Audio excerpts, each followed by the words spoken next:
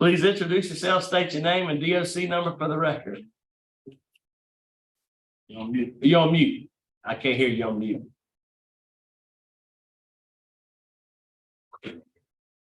On mute still. Y'all still on mute. Y'all had it last time. There you go.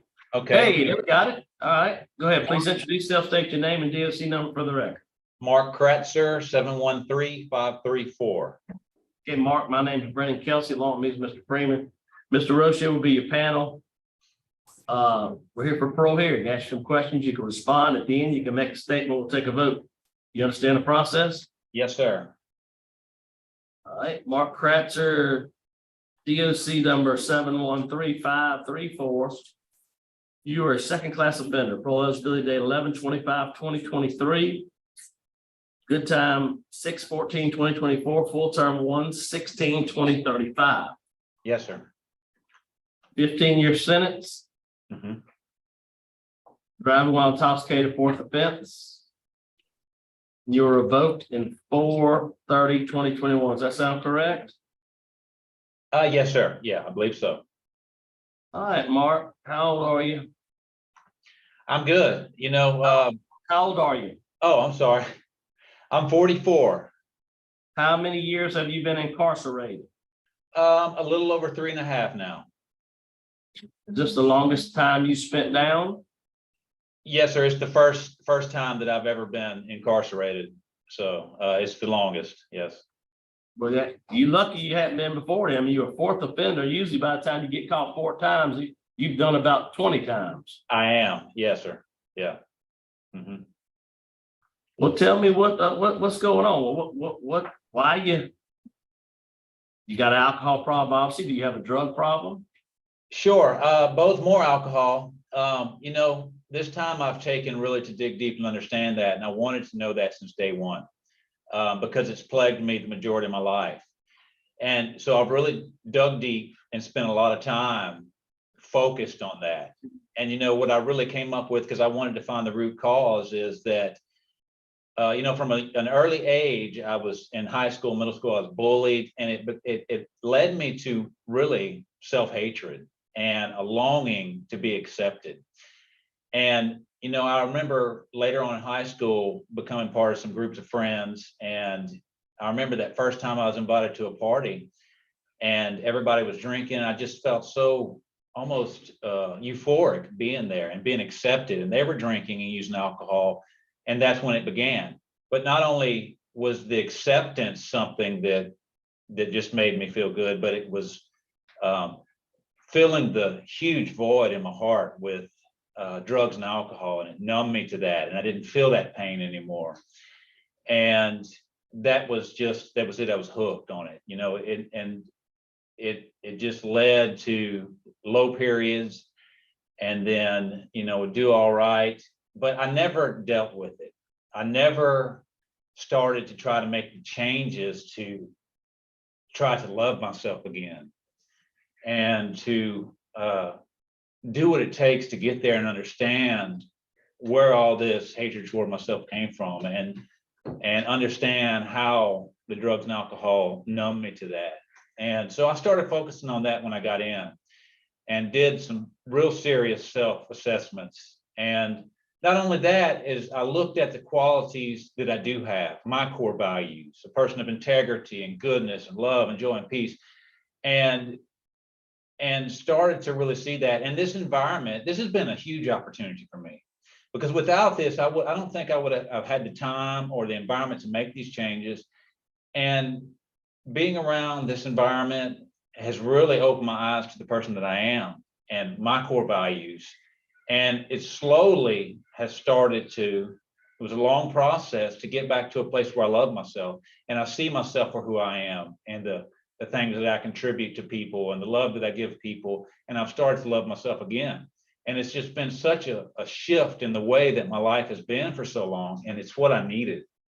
Is that classes you've taken? So that's from being in Steve Hall where you really learned it? I mean, it started before that. Steve Hall helped me blossom into, to really cement the changes, to see that and give me tools that help me with some of the residual feelings that were left over. And, there I got extra counseling, and that helped out a lot. I was able to some one-on-one counseling, did every class that I could. I was a GED tutor there, which was therapeutic for me too, because, my mission in life is to love on others and help others too. But it's been such an overwhelming experience for me to make these changes. And without that program, there'd still be a lot of work. Do you have a mental health diagnosis? No, sir, I don't. I don't have a mental health diagnosis. They'll see you have taken Paxil and you were taking Xanax and you had a lot going, taking a lot of drugs. Yeah, also you had a drug problem as well as a drinking problem. The reason I had got on the Paxil, and right before this DWI, my grandfather died and it hit me hard. And so I had gone to the doctor and he put me on that. And so when I came to jail for the first time, I just figured, I don't know anything about this environment. I should probably stay on it. And so I did. And I just didn't know if it would help me through this process because I didn't know anything about it. But I have been weaning off of that Paxil because I'm at a place now where I don't need that. I know how to battle off anything that comes my way as far as mentally. I have a full heart today. And I hear you, but wouldn't you think a doctor, would probably be a better idea for a doctor to make that determination? I mean, when you start weaning yourself off of drug medications, and having you decide instead of a doctor, sometimes that's a problem. Right. And I've talked to the nurse with her, and it's not like I've completely stopped taking it. But it's something that I want to reach long term, and something I will consult with a doctor on.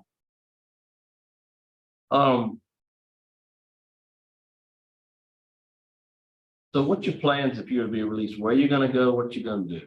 Sure. So last September, I came to work release from the Steve Hall program in Bossier. October, I started working for Clement Industries here in Minden, and started as a welder and a C-class welder. And today I'm an A-class welder. It's been one of the fastest transitions they've seen there. But not only that, they see the value I create, and they have started, a few months ago, I started training with the engineering department.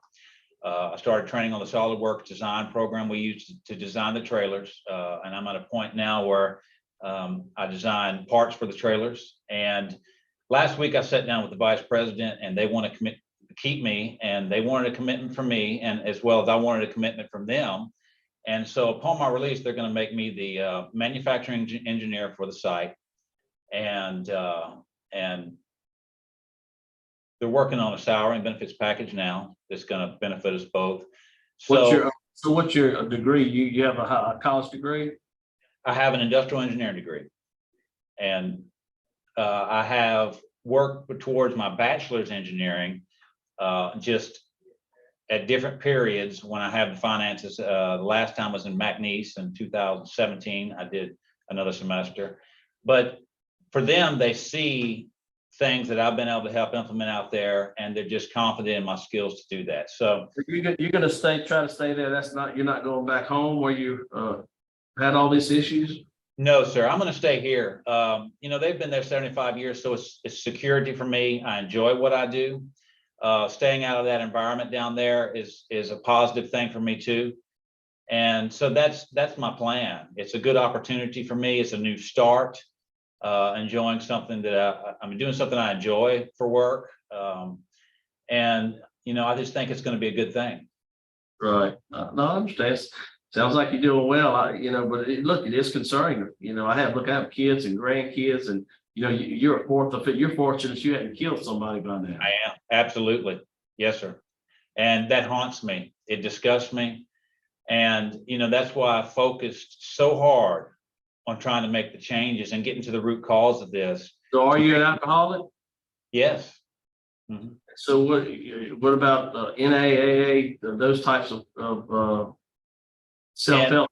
So absolutely, I crave that kind of stuff because I need that. And so my plan is the church I was a member of in Lake Charles had Celebrate Recovery. And so that'll be one of my first steps here, find a new church and one that offers that and being involved in that. Because the progress I've made through these years has been a big part due to the programs and that support. And that's not something I'm willing to just stop doing. It's something that I know it's going to have to be a part of my life for the rest of my life. And it's something that is going to be a priority for me to find and get straight into and have that support as I'm adapting back to, living a normal life. Do you have any kids? You're married? No, sir, no kids, and I'm not married. Mr. Kelsey, may I ask a question? Okay, got a question? Go ahead. Major Culpepper, good morning. Yes, sir. Yes. Is there anyone from Steve Hall in the room? Yes, sir. Mr. Johnson's here. Mr. Johnson. Has there been any consideration about Vivitrol when he's released? So he did at Bossier. Did you look at the MAT class or anything like that? I did MAT, yes, sir. You did the MAT Mhm. class? Okay. Did you learn about the Vivitrol? I learned Sure. about the Vivitrol. It's something they offered there, but only to folks that were about to get out of the program. It's something I would be open to. We do offer it here under a different person, but it's the same program. We have it here. I would suggest that to you, Mr. Fraser. It will help you in along with the Celebrate Recovery. Absolutely. Yeah. And I'm open to any help that I can get. And so it's something that I looked into there. I still had time left, so it wasn't an option then. But it's something that I would definitely be interested in doing. I want all the help that I can get, any kind of. So you need to get with Mr. Johnson and arrange that. Yes, sir. Okay.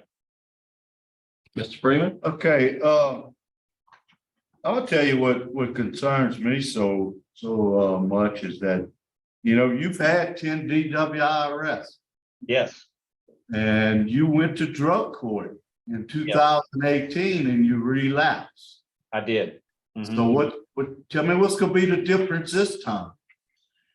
I hadn't started making any of the changes that I've had the time to really do and invest in those changes over these 3.5 years. When I was in drug court, I was still working. I did the drug court just successfully, and I wasn't prepared for the traumatic events in my life that happened. And my grandfather dying just set me down a little spiral, and I was doing so good until that point. So learning how to deal with these things and just redirecting my focus away from negativity that happens has been a big step in the right direction for me, and a part of healing and getting my mental space where it needs to be to deal with that. But the support I'm going to have on the outside is going to be pivotal in that as well. During that time, I worked so much that I didn't really attend the support groups like I should have. And I see that, and I notice that, and I acknowledge that as being something that has to change, that something that can't be made excuses for, that has to be a priority in my life for me to be successful. You know that other people around you are going to pass away. You know that, right? Absolutely. Yeah. We have people that, and we all go through, difficult times. People pass. So again, what if you just go off the rails again? If your father passes or your mother or whoever's out there still living? I'm in a better place mentally, emotionally than I've been in my entire life now. I'm stronger than I have been. I realize and understand the fact that I don't need the drugs and alcohol to mask my emotions. I can deal with them now. I don't let them influence my actions. I'm happier and have more of a full heart than I've ever had. And it's been these 3.5 years that have helped me get to that point. And then the Stephen Hall program really started to show you how to deal with that stuff and how to redirect your focus away from that and to seek out the support you need and have that in place and to talk about it to people and let people know how you're feeling, which is something I never did. I just buried that stuff inside, Sure. you know. Sure. How's he done in the class? He didn't take the classes here, so I can't speak out of personal. Okay. But he graduated just fine with no write-ups, is my understanding, and was a tutor while he was there. Okay. And I can tell you this as well, is I had more recognitions and awards than anybody in that program the time I was there. Because I went there focused on doing my very best in there, giving it everything I had to change. And, you know, I've got a stack of them. And so I can assure you that I gave it all. And I gave it And all. that's good. That's important. I just want to make sure you maintain that on outside, because again, you know, people like you are smart, you know, usually have a job. We see this all the time, but this is our biggest fear. You guys are our biggest fear, because Absolutely. you have done it over and over and over and over. And you get out and you know, you have one drink and it's that same cycle. So I mean, that's, Yeah. you know, you're doing everything right. Again, you're smart, you got a great opportunity, you best in your class, I'm sure, Steve Hall. It's just concerning. You know, these are the ones that are difficult for me. You're saying the right things. Look, and I believe you. I believe what you're telling me. I don't think you're trying to feed me some bull, but it's just concerning. Right. Okay. Well, would you like to make a statement on your behalf? Sure. Yeah. You know, y'all allowed me to get a lot of stuff out. I think that everyone has the right to be concerned of how I'm going to be in the future. For me, I almost wish this process of being locked up had happened sooner, because I've really had the time to dig deep and start making changes that are going to benefit me and help me be successful for the rest of my life. And I don't think that I would have had that happen if this hadn't come my way. So all I can do is ask for the opportunity to prove to you and give you my best to be the best person that I can, to be successful, to be a successful member of the community. And I want nothing more than to live a successful life from here on out, and to just, you know, have a happy life and not have any of this past, just leave it in the past. Sure. I don't accept any of that anymore, and I won't accept it going forward. It ruined half of my life, and it's not going to do it again. I have too many goals that I'm working towards, and happiness is one of them, and there's no room for drugs and alcohol in it. So I'm going to do everything that I have to do to maintain my sobriety, to have a successful life, and accomplish the things that I want to accomplish for myself, my family, my community. And all I can ask for is an opportunity to do that and to prove that. Okay, great. Thank you. I move for it. We got a motion for executive session.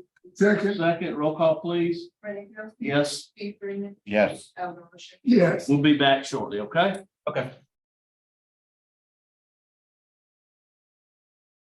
All right, thank you. We're back, back in order. We'll, we had discussed some things. Panel is prepared to vote. Mark,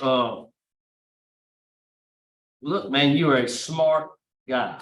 You have a great job. You're working, you're doing excellent. You know, these are, like I said, these are the cases that I struggle with, because outside of 10 arrests, you know, and going through drug court and doing all the things you have not been able to complete, you know, there's another 20, you know, I mean, you've probably been driving drunk for God knows how long. And you are absolutely doing the right stuff. You're working hard. You have a good job. But look, I am concerned. I'm concerned about the amount of arrest. I'm concerned that you've done 3 years on a 15-year sentence. I'm concerned about a lot of things. It's difficult for me today. And look, you're doing the right thing. But for me today, it's just not quite the time. I would like for you to get involved with the Vivitrol, get there, discuss that, go through that again, see if that's a good option. You have a really good job. and you're gonna have a great opportunity. But for me today, I'm just not quite there. My vote is to deny your parole, because of the fourth offense DWI, because of your charges.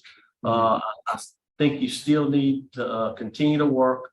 And I would encourage you to get involved with the Vivitrol and see if that's an option for you. I also would like for you to have some type of mental health evaluation, because I look at anxiety and depression doesn't just go away. That's something that we deal with. I think you're a smart guy. You can, medication helps those things. Right. And instead of kind of self-diagnosing yourself or taking medicine off or not, just get with a professional and say, hey, look, do I need some anxiety medicine? Do I need depression? Let's work through this. And I think you're so close, and you're right there, and you know what it takes. And sometimes, you got to be able to handle a little disappointment. That's just one vote. That's for me. But I wish you the best of luck, but I'm just not ready today. Thank you. Mr. Roche? Mr. Kratzer, my vote would be to grant your release.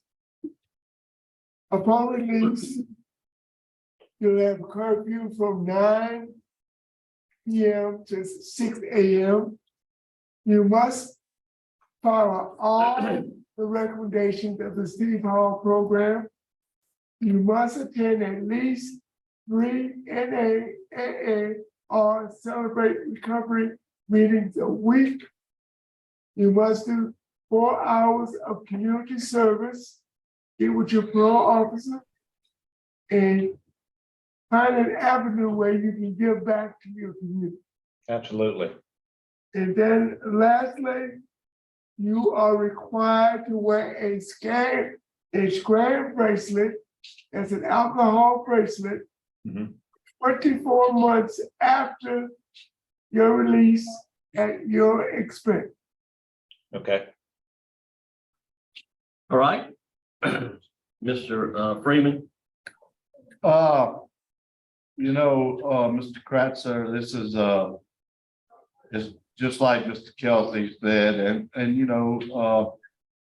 Mr. Roche also is a very, very intelligent person.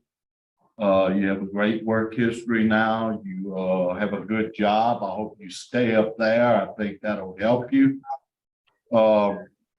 But my problem is you had 10 DWI arrests, probably could have been arrested another 20 or 30 times. And I got to err on the side of public safety. So my vote today is to deny. Okay. But you have 2 votes to deny your parole and 1 vote to grant. Today, your parole's been denied. Good luck to you. Okay. Thank you.